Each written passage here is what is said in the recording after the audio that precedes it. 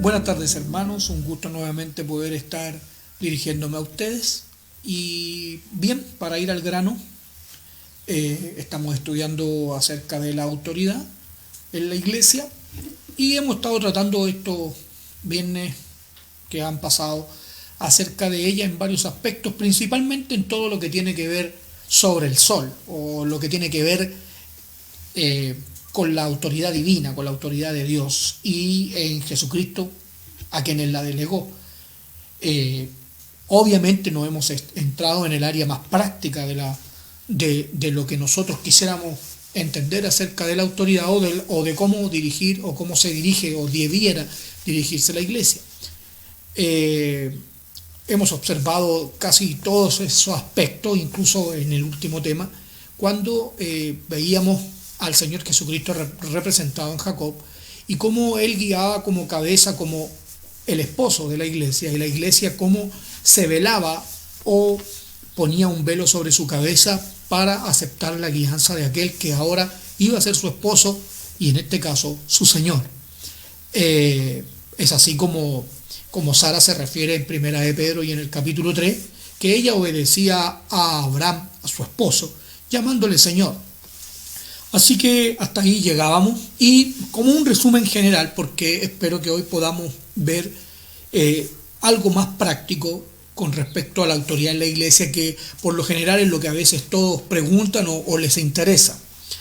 Pero bien, quiero dejar cosas bien establecidas y quisiera que me pudiesen acompañar aquí para establecer el principio, fundamental de la autoridad en la iglesia, que está aquí en 1 Timoteo y en el capítulo 6 dice aquí la escritura en el capítulo 6 y en el versículo 15, solo esta palabra para, a modo, como le decía, de resumen y establecer el fundamento principal. Dice, la cual, dice, obviamente está en un contexto, pero como le decía, es solamente un trozo. Dice, la cual a su tiempo mostrará el bienaventurado y solo, y aquí está la palabra, y solo soberano, Rey de reyes y Señor de señores. Ese es nuestro Dios. Toda autoridad, todo se sujeta ante Él. Él es el Rey sobre las naciones, Él es el Rey de reyes, Él pone reyes, dice la Escritura en Daniel, pone reyes y quita reyes. Es el soberano de la tierra, aquel que todo lo gobierna, todo está bajo su autoridad. Y luego tenemos aquí en Mateo capítulo 18, donde vamos a ver lo que es la autoridad delegada, la que Él delegó en su Hijo Jesucristo, y cómo el Señor Jesucristo ahora la manifiesta de manera práctica en sus discípulos, diciéndoles así en Mateo capítulo 28 y en el versículo 18, para otra vez ir al grano. Dice en el verso 18, y Jesús se acercó y les habló diciendo, toda potestad me es dada en el cielo y en la tierra, toda potestad me es dada. El Padre ha sujetado todas las cosas bajo sus pies. Y entonces Él dice, por tanto, id y haced discípulos a todas las naciones, bautizándoles en el nombre del Padre y del Hijo y del Espíritu Santo, enseñándoles que guarden todas las cosas que os he mandado. No es que guarden cosas que se les va a ocurrir a cada una de las personas, en este caso los discípulos, sino que las cosas que el Hijo ha mandado, que Juan capítulo 5 y verso 30 también nos indica que el Hijo nada hace por sí mismo, sino que todo lo que ve hacer al Padre. Y lo veíamos, porque les insisto, esto es solo un resumen, tratar de hacer un resumen. Lo veíamos, como decía anteriormente, en 1 Corintios y en el capítulo 11, cuando es el varón, Cristo cabeza del varón, y el Padre o Dios cabeza de Cristo, y asimismo el varón cabeza de la mujer. Es una autoridad que se proyecta a través de vidas, pero siempre sujetas a aquel que es la máxima o supremo Rey, Rey de reyes y Señor de señores. Bien, entonces tratando este tema, hoy quisiera ser más práctico y poder expresar algo que me parece tan hermoso porque es en base a una pregunta que yo siempre me hice y me hago. Como yo he dicho en otras oportunidades, creo que somos de un periodo de tiempo en que la autoridad era una palabra que se utilizaba demasiado, se utilizaba mucho, como autoridad delegada, como estar bajo autoridad. Recuerdo que había muchos mensajes, cuando de hecho estudié homilética, recuerdo que habían unos mensajes que tenían se usaba una palabra para ese tipo de mensajes que tienen un nombre bien extraño, científicamente se llaman mensajes o hegelianos. En lo práctico, sé que ese nombre no significa mucho para ustedes, en realidad para mí tampoco en esos tiempos, pero en lo práctico es a lo que se le llamaría un mensaje persuasivo, en lo que proyecta una tesis y luego presenta una antítesis para luego concluir con una síntesis. Y ustedes dirán, ¿por qué yo me metí en este tema? Porque con los años aprendí algo, que este tipo de mensaje, al cual se le llama un mensaje persuasivo, tiende a, si es mal usado, tiende a implantar una idea dentro de la congregación. Y esa idea, con los años, insisto, voy a tratarlo con cuidado, pero lo que le estoy diciendo es, como les digo, es haber investigado bajo la impresión de algo esta verdad. Ese mensaje que les vuelvo a entrar en ese tema, que es de carácter persuasivo, por lo general se usa para tratar de implantar, como les decía anteriormente, una idea en las personas. Por lo tanto, si yo lo hiciera práctico, la tesis del tema es que sin duda algo que la iglesia reconoce. Un ejemplo, hablando de este tema que tiene que ver con la autoridad del Señor. ¿Es Dios el Rey y Señor de toda la iglesia? Por supuesto, todos lo sabemos. Podemos usar pasajes bíblicos que nos enseñen o nos indiquen eso. Está repleta la Escritura en donde nos dice que Él es quien gobierna en su trono. Ok, así que eso es una tesis, eso está comprobado para un creyente, que es Dios quien gobierna, es Dios quien reina. Pero luego, como les decía, está la antítesis, y es que viene aquí la información, a ver cómo lo digo de manera correcta, es mostrar que esa autoridad se refleja en alguien, es decir, cómo yo lo hago práctico. ¿Por qué? Porque claro, nosotros nos regimos por un presidente de la República, el cual tiene ciertas reglas y ciertas leyes. Nosotros debemos cumplirla. Un disco pare es un disco pare, yo lo miro, lo veo y tengo que parar, porque si no paro me pueden infraccionar.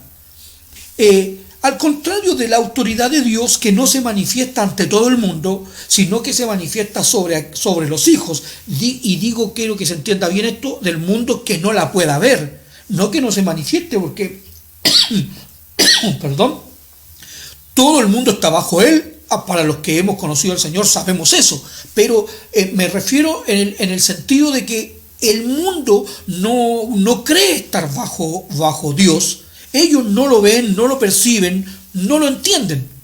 Entonces, en ese sentido, a la iglesia sí se le enseña que ese reino se debe hacer manifiesto de alguna manera. Hablemos de hacerlo práctico. Por lo tanto, esa manera de hacerlo práctico, ese mismo mensaje venía a enseñar que esa autoridad se manifestaba en los líderes de la iglesia. Y entonces, ¿es cierto? Vamos otra vez. ¿Es cierto que Dios es soberano? Amén. ¿Es cierto que Él gobierna? Sí. Amén. ¿Es cierto que Cristo es la cabeza de la iglesia? Amén. Nadie discute eso en la iglesia. Pero venía la antítesis, que es decir, bueno, pero ¿cómo se manifiesta en tu vida esa autoridad? Y es entonces cuando nosotros la vemos reflejada en los ministros de Dios. Entonces, claro, aquí está que es el Señor quien les dijo: ahora por tanto id, lo que yo os he mandado. Entonces, debo ser franco, en algún momento uno debiera analizar estas cosas de manera bíblica para poder entender, porque uno puede pensar pero muchas cosas que le enseñaron, que le dijeron, y les digo, este tipo de mensaje que tiene por nombre científico hegeliano y además es un mensaje persuasivo, tiende a ser usado mucho para implantar la idea de. Entonces, toda la autoridad de Dios se resumía en mirar a alguien, y al yo ver a esa persona, bueno, es toda la autoridad para mí, yo hago esto, no puedo hacer algo sin preguntarle a esta persona, no me puedo mover sin preguntarle a esta persona, y bueno, es lo que nosotros aprendimos. Y preguntando y aprendiendo, yo les comentaba lo que yo quería expresar, pero a través de lo que el Señor le puede mostrar a uno en las Sagradas Escrituras. Analizarlo desde esa perspectiva, porque ya esto es un poco chocante, porque a una persona que es como que le estuvieran hablando de su papá, no lo sé, pero creo que se debe sentir así, en que se puede sentir ofendido. ¿Qué está tratando de decir el hermano? ¿Está tratando de hablar contra las autoridades? No, para nada. Sino que lo que estoy diciendo es que muchas veces el hecho de que nosotros tengamos una figura visual, digámoslo así, la cual nos proyecta la autoridad de Dios, nosotros no cuestionamos jamás si esa autoridad es genuina de Dios. No nos hemos puesto a analizar eso. A pesar de que la Escritura nos dice que vendrán que falsos apóstoles, que falsos pastores, pero nosotros no analizamos, no cuestionamos jamás esa autoridad, porque nos sentimos que si estuviésemos haciendo tal cosa estaríamos mal. Pero a la luz de las Sagradas Escrituras, primero habría que saber si nosotros conocemos o podemos reconocer con discernimiento una autoridad genuina de Dios. Entonces, bueno, en base a todo este análisis, pensemos. Y veíamos o notábamos que el mundo quiere, o incluso la iglesia necesita mirar o observar un liderazgo, ellos decían, como tienen las demás naciones, y sujetarse a ese liderazgo. Entonces, quisiera compartir con ustedes esta autoridad delegada, pero manifestada en una vida. ¿Cómo se manifiesta en una vida esa autoridad que es de Dios, que es genuinamente de Dios? Entonces, para eso, quisiera que vamos a estar contemplando ejemplos. Me gustaría que ustedes pudiesen acompañarme aquí al libro de Juan. Esta palabra es bien importante para entender esto de esta autoridad delegada, pero más bien que tenga que ver con un hecho de poder observarla, de poder verla, de que nosotros seamos testigos de ella, no de algo impuesto, no de algo que, hermano, yo pudiese decir muchas cosas en este momento. Ustedes no se imaginan cuántas cosas pasan por mi mente para tratar de ordenar lo que en realidad quisiera decir de manera clara, pero no se puede decir tan claramente para no ofender. Pero quiero decirles que nosotros a veces basamos la autoridad de una persona en una credencial. O sea, es obvio que si alguien dice, esta persona fue nombrada un pastor, ya, pero ¿dónde está su credencial? O sea, cuando la credencial es un documento que extiende una denominación, una organización. Y la iglesia no es una organización, la iglesia es un organismo, porque la iglesia es el cuerpo de Cristo, eso es un organismo, no una organización de un grupo de hombres que para nombrar su liderazgo establecen leyes a veces más humanas que bíblicas, en las cuales son ellos los que esas esos parámetros para ser ese líder los imponen ellos, a veces hasta por votación, a veces por postulación. No es que debe postular a tal lugar, a veces el mismo se le presentan a las congregaciones tres clases de líderes para que la iglesia elija cuál es el líder que a ellos les gusta, les acomoda. Así somos nosotros, y esa es la realidad. Basamos ese liderazgo en una credencial, lo basamos en los años, no lo sé, en la estatura, en muchas cosas que cada uno de nosotros debe analizar. Tampoco se trata de imponer una idea yo haciendo eso, sino que podamos verlo a través de las Sagradas Escrituras y también a través de nuestra experiencia de los años que llevamos en medio de la iglesia. Entonces, bueno, aquí la palabra en Juan, para comenzar aquí en lo que tiene que ver con la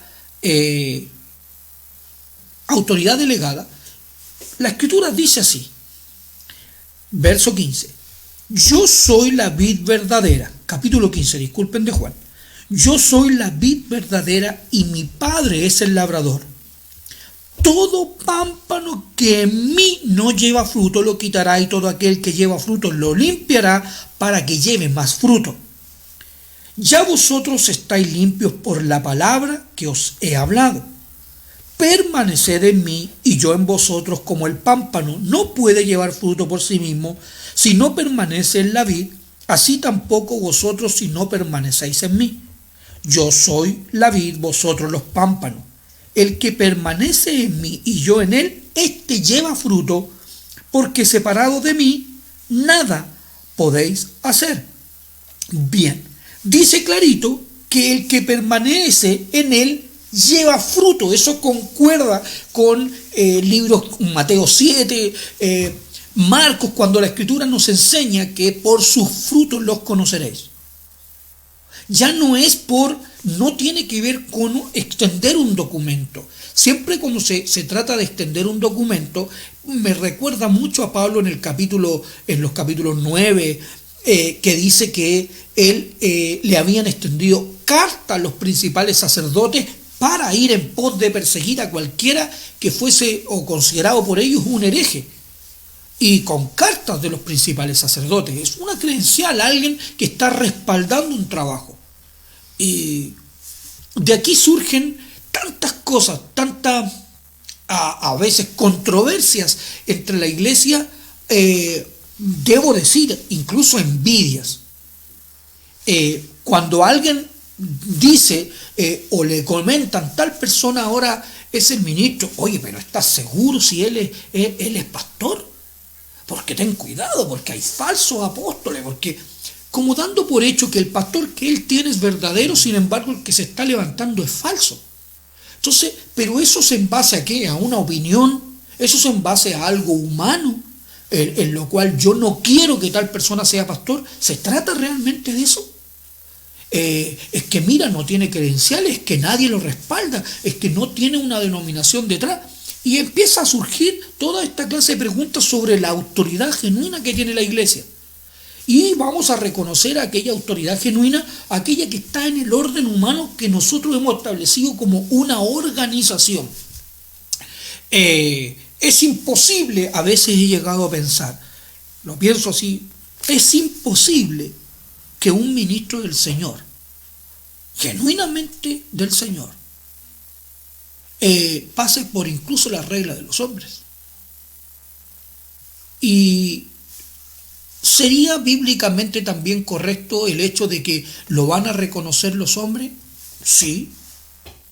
Pablo dice, si para otros no soy apóstol, ciertamente para vosotros lo soy, dice el capítulo 9 de Romanos.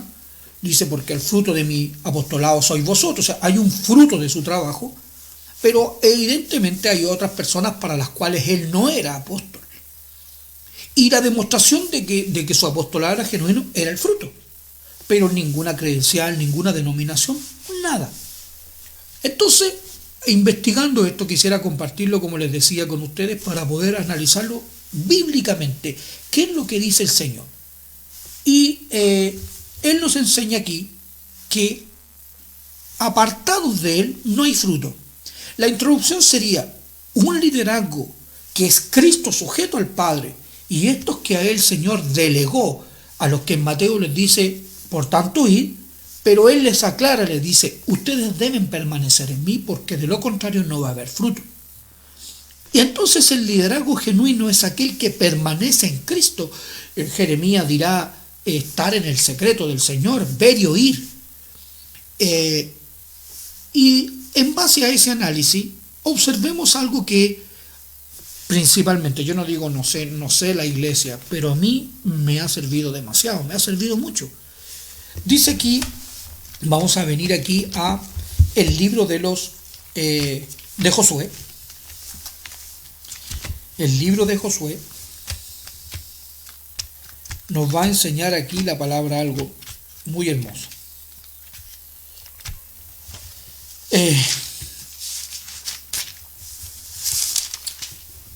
Dice así la escritura en el capítulo 1 de Josué. Dice así el libro, luego que muere Moisés y Jehová dice que comienza a hablar con este varón Josué. Y le dice en el versículo 6 de esta manera, hablando de autoridad delegada, pero ahora en el área práctica. Dice, esfuérzate y sé valiente, porque tú repartirás a este pueblo por heredad la tierra, de la cual juré a sus padres que la daría a ellos. Solamente esfuérzate y sé muy valiente para cuidar de hacer conforme a toda la ley que mi siervo Moisés te mandó. Noten, Dios mandó la ley y ahora es la misma que él debe seguir. No es algo que surgió de él, de un liderazgo espontáneo en el cual él es el Señor del pueblo ahora en base a sus ideas. O sea, es obvio y podemos reconocer que las iglesias no están bajo un mismo gobierno, viendo incluso que tenemos a lo que él dice, la ley de Moisés o la palabra de Dios, todos exactamente iguales, pero no seguimos o tenemos tantas diferencias. Y dice aquí, a toda la ley que mi siervo Moisés te mandó, dice, no te apartarás de ella ni a diestra ni a siniestra, para que seas prosperado en todas las cosas que emprendas. Nunca se apartará de tu boca este libro de la ley, sino que de día y de noche meditarás en él, para que guardas y hagas conforme a todo lo que en él está escrito, porque entonces harás prosperar tu camino y todo te saldrá bien o habrá fruto. Entonces tienen aquí a Josué que se levanta después de Moisés. Moisés muere y aparece este Josué en escena. No fue un hijo de Moisés, no. No se hereda el gobierno o el ministerio como, porque el papá era pastor, el hijo tiene que serlo, para nada. No era así. ¿Puede que se dé en algún momento? Yo creo que sí. Pero va a depender del Señor, no va a depender de que el papá lo nombre. Entonces, observemos aquí a Josué y veamos si Dios le dice a él eso, él entiende este llamado y ahora dice, tengo el llamado y yo me voy a hacer una iglesia. Y todas las personas tienen que obedecer a ese llamado porque simplemente la persona lo dijo. Veamos cómo responde entonces el pueblo ante esta actitud. Dice así en el capítulo 1 y versículo 16. Entonces respondieron a Josué, diciendo, nosotros haremos todas las cosas que nos han mandado, porque ahora, como les decía yo, él es el líder, pero como que el pueblo pone una condición, es como... No es recibir un gobierno así porque alguien lo impuso, porque alguien dijo, ya, yo tengo el llamado y yo ahora soy el pastor de la iglesia, o de ahora en adelante yo voy a ser el pastor y mi hijo el copastor, no lo sé. De alguna manera, entonces el pueblo digamos, le decimos en el buen chileno, agachar el moño y decir, ya, si así se dispuso, yo obedezco.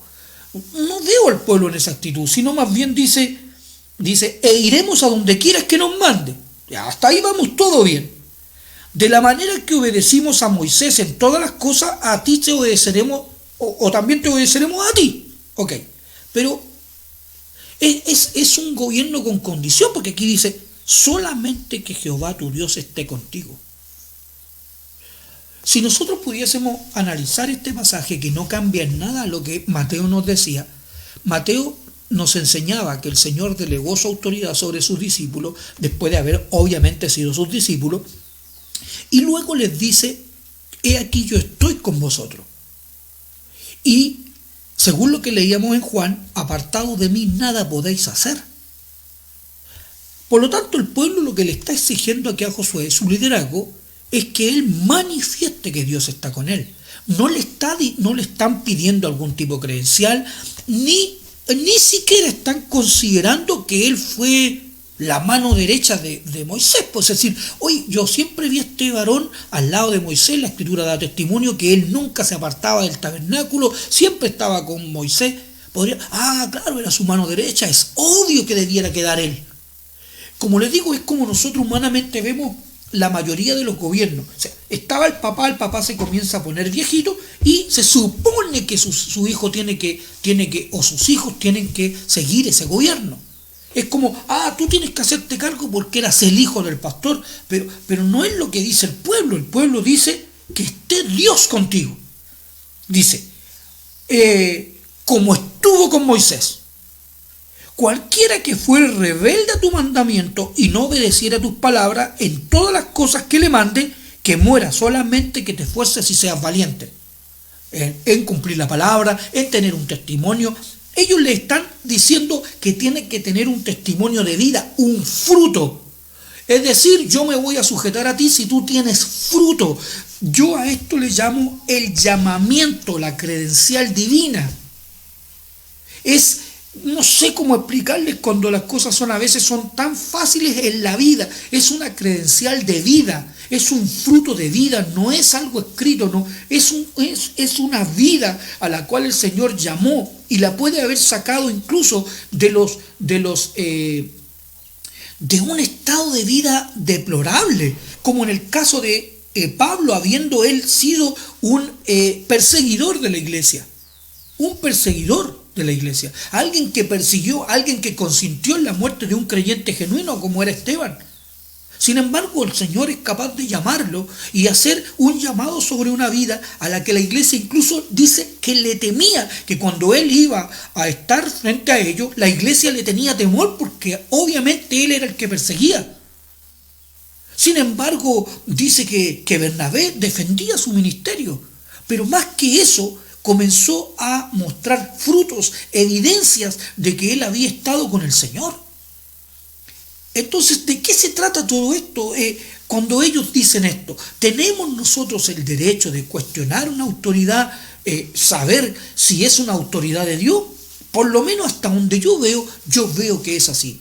Yo veo que yo puedo decir, yo reconozco tu ministerio, reconozco tu pastorado, pero solamente que tú me muestres el fruto de ese pastorado. Porque verá que hay muchas personas que dentro de a veces de la iglesia en comunidades que uno ha conocido por tantos años, pero por tantos años,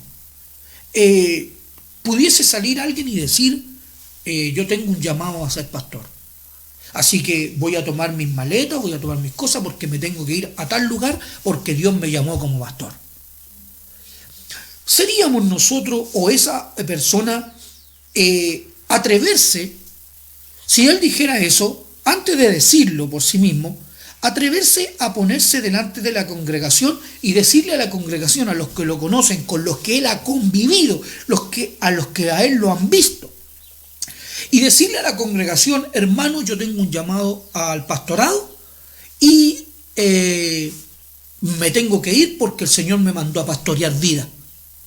Y uno que ha conocido esa vida, que la ha observado durante años, podrá de alguna manera enjuiciar si tiene fruto o no tiene fruto.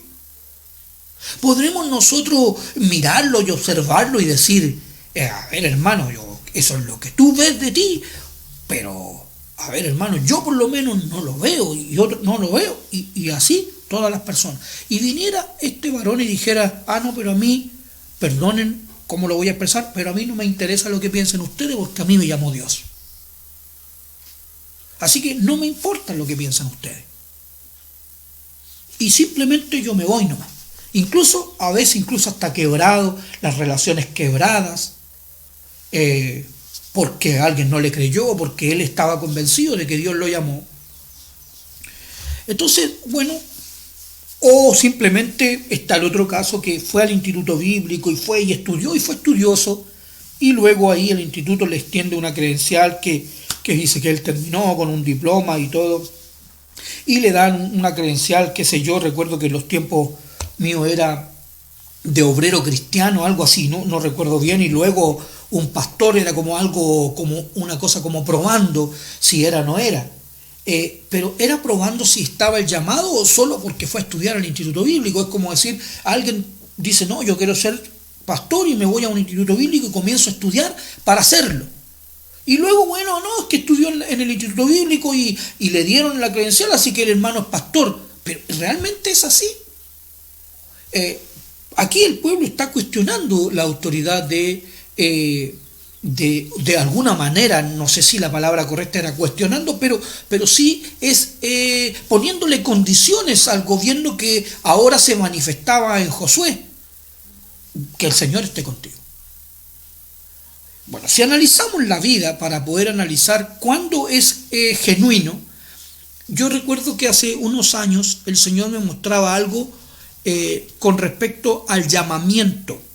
Porque claro, la escritura, el llamamiento sale en muchas partes, pero yo quería saber cómo era que ese llamamiento se manifestaba en una persona. Y en una oportunidad, observando el fútbol, que a los varones por lo general nos gusta el fútbol, yo miraba a este joven, a Alexis Sánchez, en ese tiempo ya un joven, y decía yo, ¿está el llamamiento en él o en Bielsa el llamarlo? En Bielsa, que era el director técnico para los que no están muy instruidos en el fútbol. O incluso Sampaoli. ¿Está en Sampaoli llamar a Alexis Sánchez? Y yo pensaba entre mí, si no lo hubiese llamado, si tanto Bielsa como Sampaoli no llaman a Alexis Sánchez cuando estaba en su mejor momento, ¿qué hubiese dicho todo el país? Todo el país hubiese dicho, pero ¿qué hizo este hombre que no llama a Alexis Sánchez? Y entonces el Señor me mostraba a través de ese ejemplo que el llamamiento está en la persona, muestra fruto. Por lo tanto, es obvio que él es un buen futbolista que merece estar en la selección, no porque a alguien se le ocurrió que lo llamó, o porque él se paró en un momento y dijo, no, yo soy el mejor futbolista de Chile, tengo que ir a la selección, ya, y todos lo reconocieron así. No, él manifestó en su propia vida llamémosle así, una habilidad para el fútbol, a lo cual nos hace a todos observar y decir, él tiene que estar. Por lo tanto, Bielsa o Sampaoli, que son los directores técnicos, manifiestan en realidad, o hacen evidente, o hacen práctico lo que ya todo el mundo sabe, que este joven tiene que estar. Entonces yo miraba si es que el liderazgo ministerial, pastoral, se manifiesta de esa manera. Si es el pueblo lo que hace evidente que esa persona es un ministro del Señor. Como en el caso de Pablo, cuando se usa tanto ese texto que el Espíritu apartó a Pablo y Bernabé para llamarlos a la obra del ministerio, y dice que le dieron todos, le impusieron las manos en señal de compañerismo, le dieron la diestra, es decir, oiga, sí, el Señor los llamó. Pero hay que leer el capítulo, eso estoy citando el capítulo 13, pero lean desde el capítulo 11 y vean, pasen por el 11 y el 12 y van a darse cuenta que Bernabé había sido enviado por los apóstoles y él había traído a Pablo para que enseñara la palabra y habían estado enseñando la palabra ahí durante un año entero.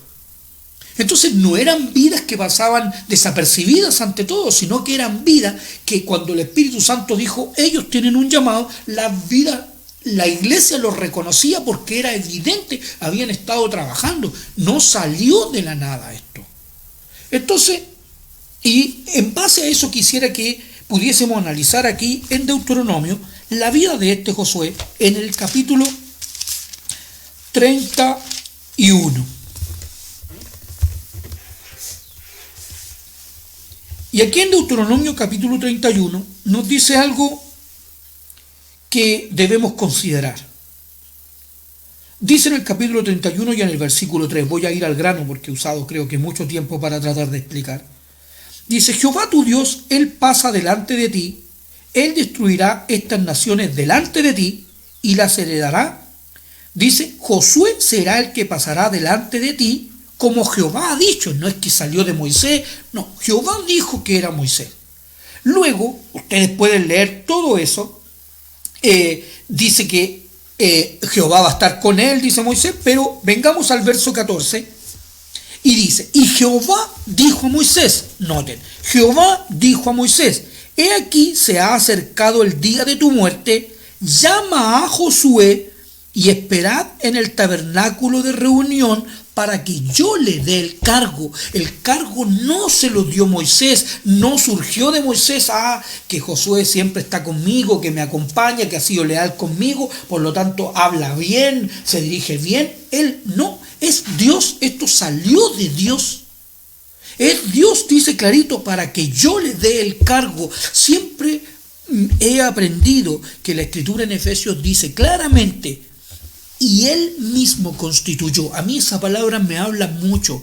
Esa palabra es una palabra que nos enseña a nosotros que si usted tuviera una empresa y fuera a nombrar a alguien, un qué sé yo, un arquitecto, yo no lo sé, usted decir, oiga, pero a ver, que el capataz nombre tal persona, y alguien viniera y le dijera, no, porque estos cargos los entrega solamente el jefe.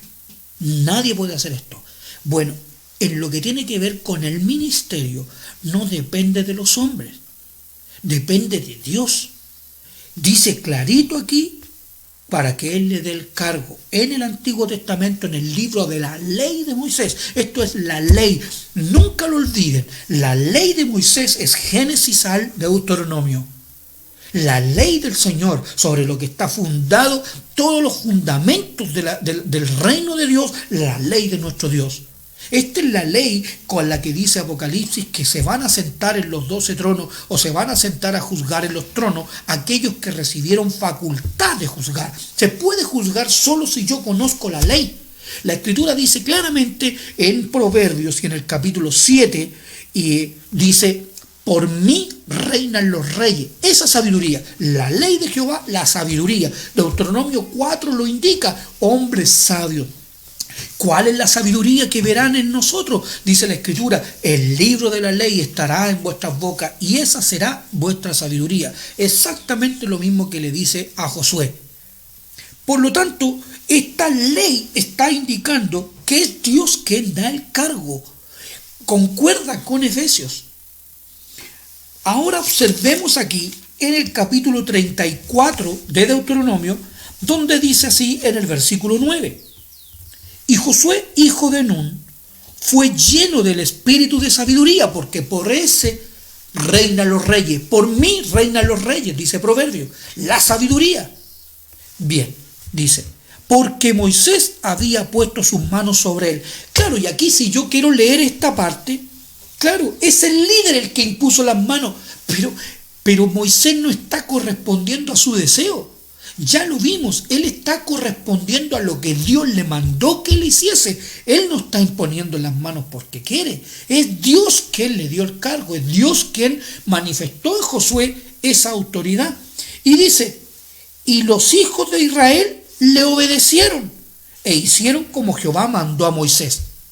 Ok, y hasta aquí todo es correcto. Dios le da el cargo, Moisés le impone las manos y tienen enfrente a ustedes a un Josué, a un ministro de Dios. Luego, como leíamos aquí en Josué, aquí, como diría alguien a la vuelta de la esquina del libro, a Josué, lo vemos aquí, pero el pueblo también está exigiendo esto. Ok.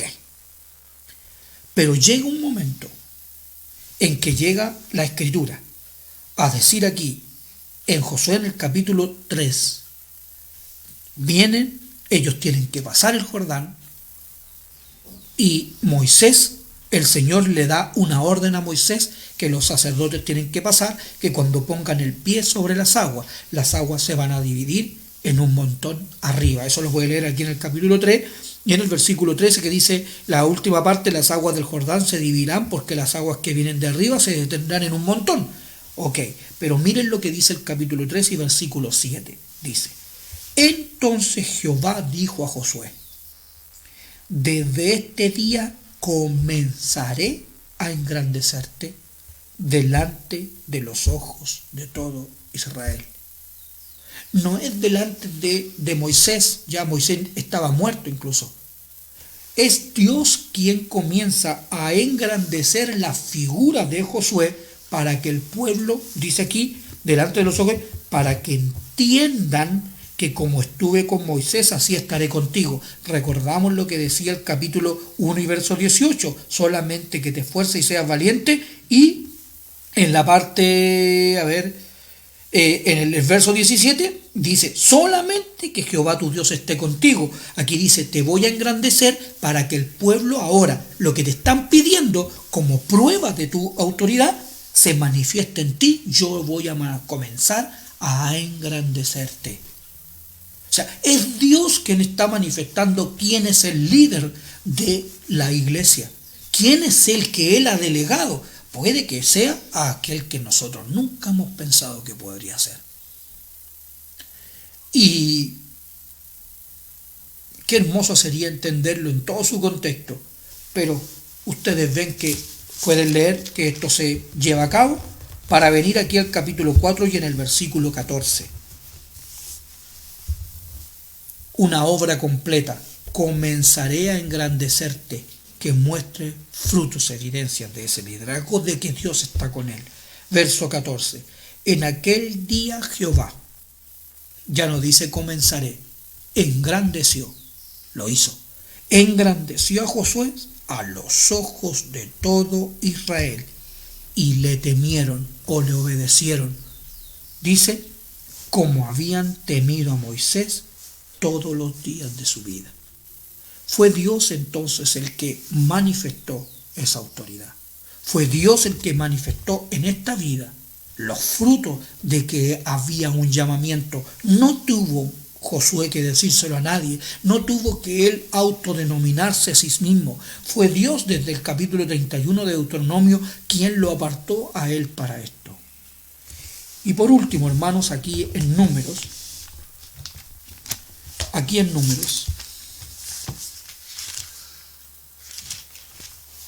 usted puede leer el capítulo 16, conocida la historia de los hijos de Coré.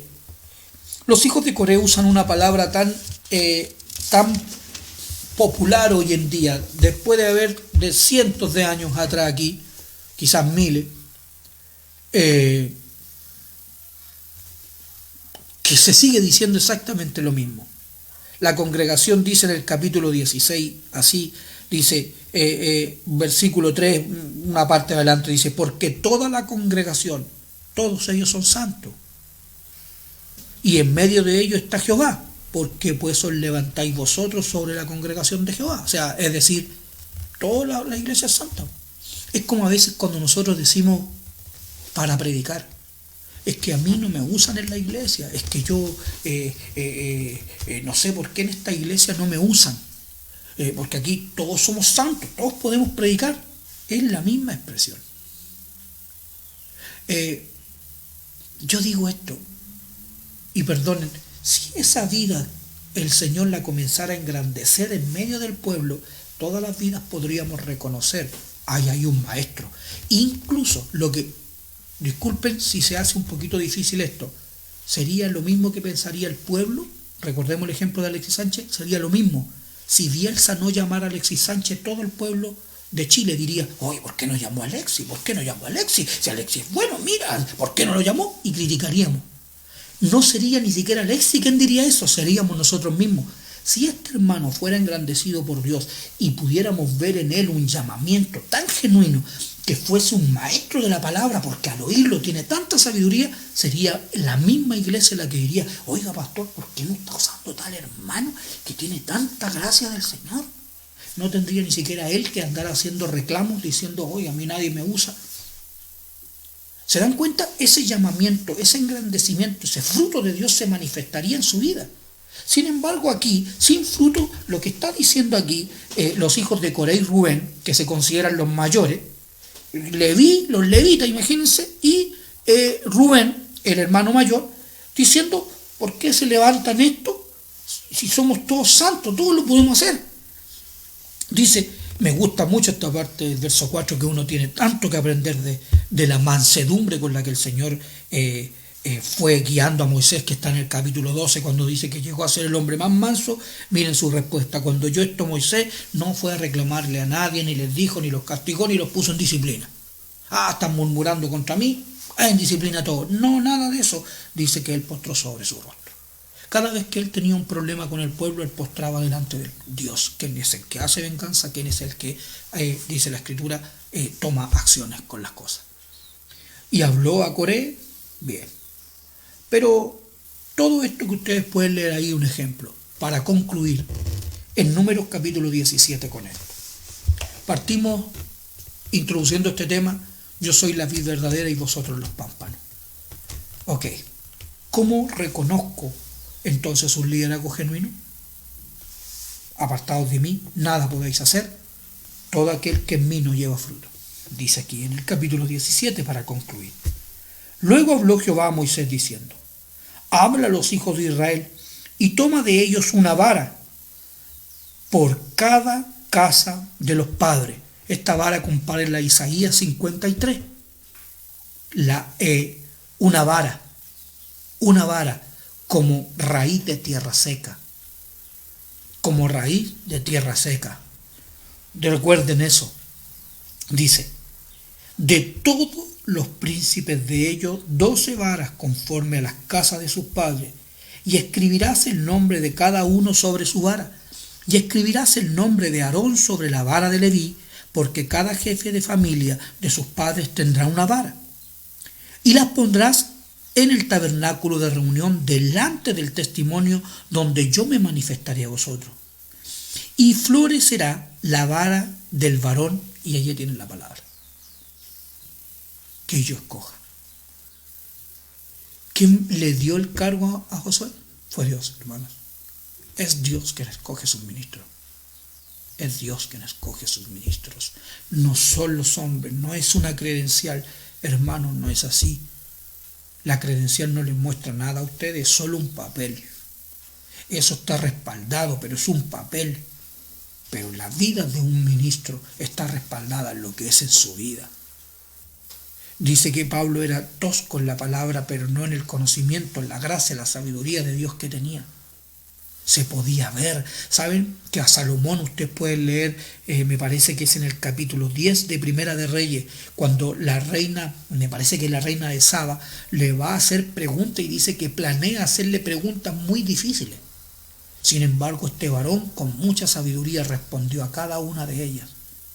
Qué hermoso es tener un ministro al que, dice la Escritura, les daré pastores conforme a mi corazón, que os apacienten con ciencia y con inteligencia, con sabiduría, con la palabra de Dios. Poder dirigirse a un varón que te habla, que te responde siempre con las sagradas Escrituras. Eso no viene de los hombres, por mucho que estudien. Eso uno lo puede comprobar en los años de iglesia que tiene.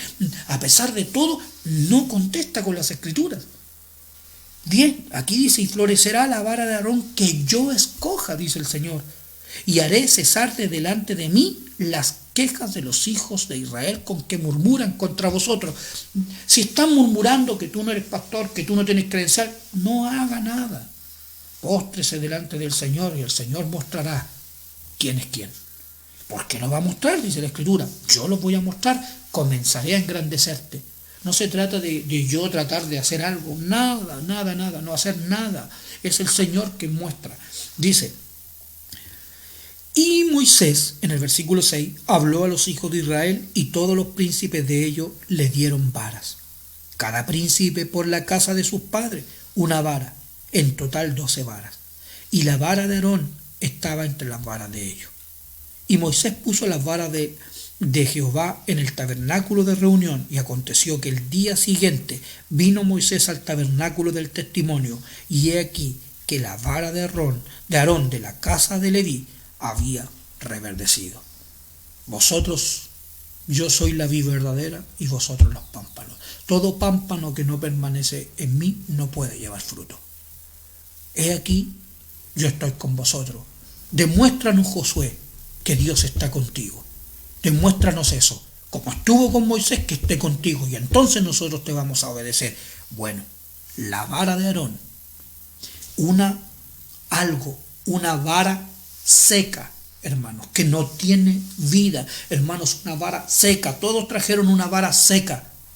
Todas las vidas humanas, y con todo el respeto que me merecen, toda la vida humana no puede dar fruto por sí mismo, porque la carne, lo que es nacido de la carne, carne es, y la obra del Señor, su ministerio, su sabiduría, es sabiduría espiritual.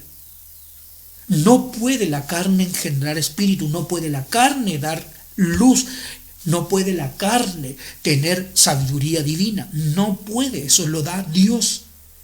Entonces dice aquí, había reverdecido y echado flores. No miren si la vara estaba seca, es que yo conozco a ese hombre como era, es que yo sé cómo... No, era una vara seca igual que todos nosotros. No te admires de tu hermano, sino mírate a ti mismo, y vamos a ver que todos somos vidas secas, porque la Escritura dice claramente que estábamos en tinieblas, que estábamos muertos. Dice que Él vino al mundo cuando el mundo, la tierra estaba desordenada y vacía. Eso somos nosotros como seres humanos. Nadie es mejor que nadie. La Escritura dice, no por ser vosotros los mejores, sino por cuanto eras el más insignificante de todos los pueblos Jehová se escogió, sino por cuanto Él os amó. Estoy citando Deuteronomio capítulo 7. Todas nuestras vidas, todos estábamos así, Pablo estaba así, Pedro estaba así, hasta que el Señor hizo esas varas secas, esas piedras. El Nuevo Testamento lo declara piedras, las convirtió en pan, varas secas, les dio fruto. Y aquí lo dice, había reverdecido y echado flores y arrejado renuevos. ¿Saben lo que dice la Escritura acerca de la vara de Isaí? He aquí el varón cuyo nombre es el renuevo. Es una vida que estaba seca, donde el Señor comienza a manifestar vida, la vida de Cristo. Ya no mire lo que veía, no observe lo que conoció, no observe lo que conoció. Uno a veces ha sido testigo, yo mismo he sentido en mi propia vida muchas veces críticas hacia mi propia vida. Yo nunca he tratado de no jamás hablar o defenderme a mí mismo, porque no saco nada, yo ya me he dado cuenta de eso. Simplemente que Dios dé testimonio de que esa vida hecho renuevo, que tiene la vida de Cristo en su vida, y dice, y producido almendras. Entonces sacó Moisés todas las varas de delante de Jehová a todos los hijos de Israel, y ellos lo vieron. Comenzaré a engrandecerte a los ojos de todos los pueblos.